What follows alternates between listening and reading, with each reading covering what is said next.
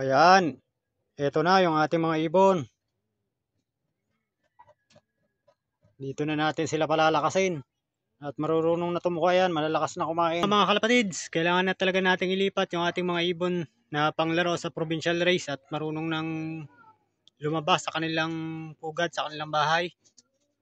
Ayan, itong isa natin, oh. Gumagala na.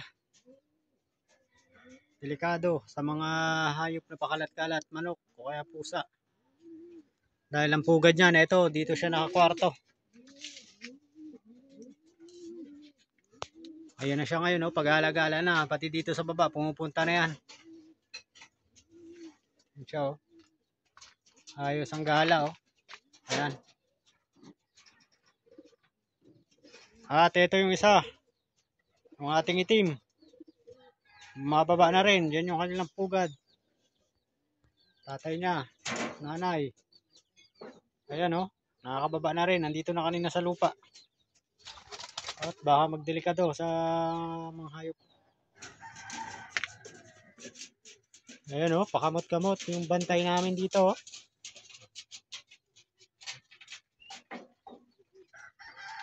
At anim nga yan, yung ibon natin para sa provincial race.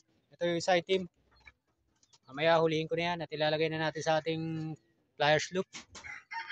Dalawa. Tatlo. Grizzle. At dalawa pa uling grizzle. Yan, o. At ito yung ating pang-anim. Yan, nasa loob pa ng loop. Yan, at kukunin ko na muna at ilalagay na natin sa ating flyers loop.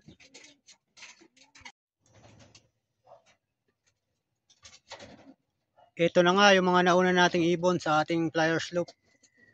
Tatlong Kalapatids United at isang RPRC. At papakita na natin at ilalagay na natin dito sa ating flyers loop yung ating pang provincial race. CFC Combine MPSI. Yan, ito, lakas loob. Hindi makapatawid ng Batangas, pero susubok sa duluhan.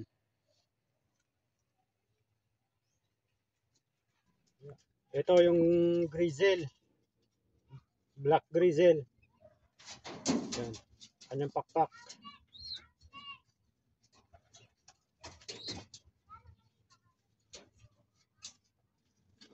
Yan, ang gandang ibon. Ganda na katawan. Parang magaganda yung pagkaka-breed ko ngayon. Magaganda yung mga katawan nila. Yan, o, black grizzle.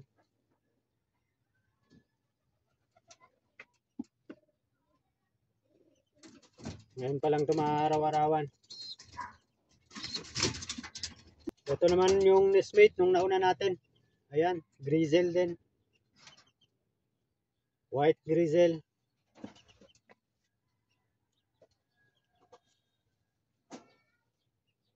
Ito naman yung pakpak niya, oh. Ganda. Ang gusto ko sa mga grizzle na to ngayon, mga itim yung mga dulo ng pakpak nila.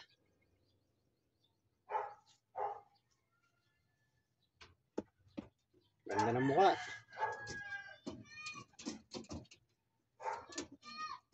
Tsaka maganda yung katawan nila ngayon, oh.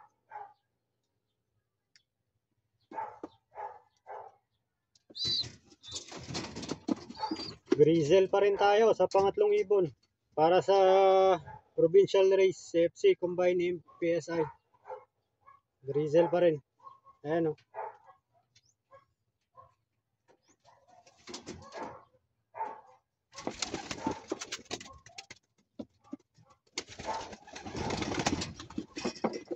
Pakpak. Itim pa rin yung duluhan ng pakpak niya.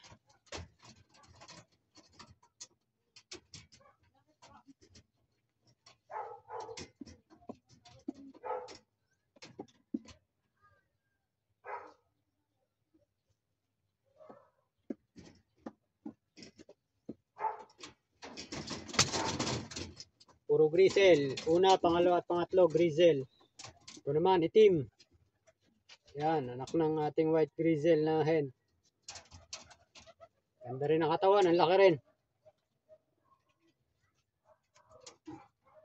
Marunong nang bumaba sa kanilang pugaran, kaya lipat na natin. Pakpak.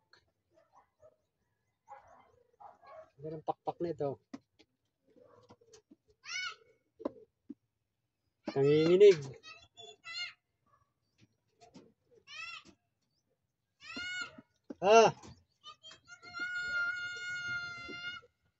Yan o.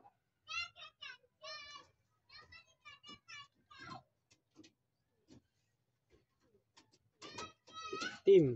May puti-puti rin siya sa likod. Baka mag-black drizzle ito. Yan o. May puti-puti. Ang tatay niya itim. Ang nanay niya ay white grizzle. Baka mag-black grizzle ito. Ayan o. Bata pa siya eh. Okay, lalagay na natin.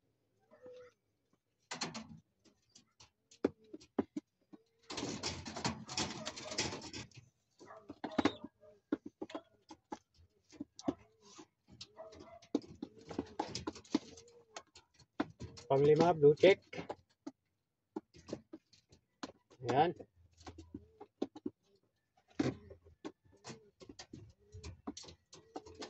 Pakpak. Mga itim, manduluhan ng mga pakpak nila ngayon. Ayan o.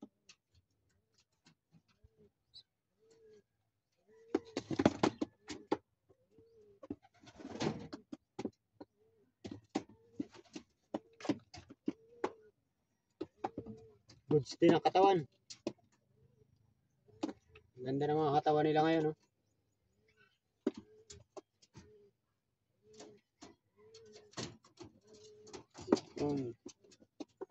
Napakulay ang mata.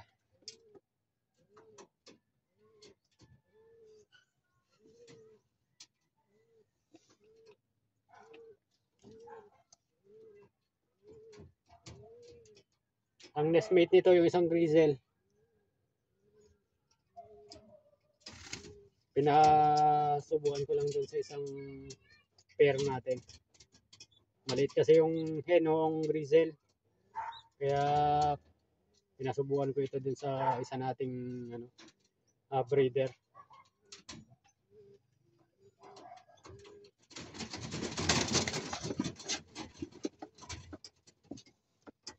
Ito yung kapatid ng blue check. Yan o.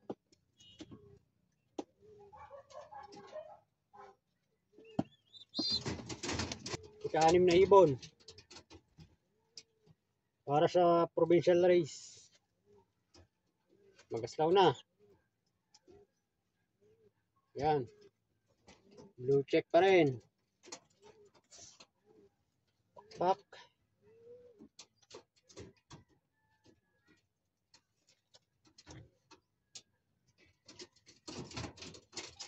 Ito yung medyo mapayat-payat sa kanila.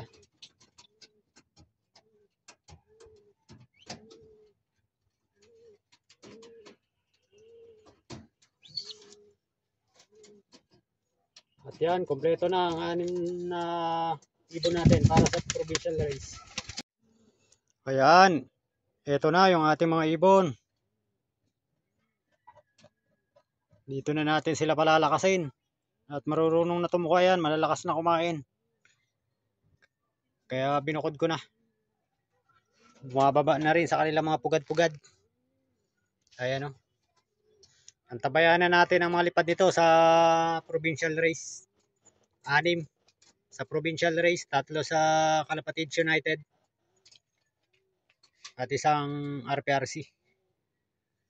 Ayan, hanggang dito na lang mga kalapatids.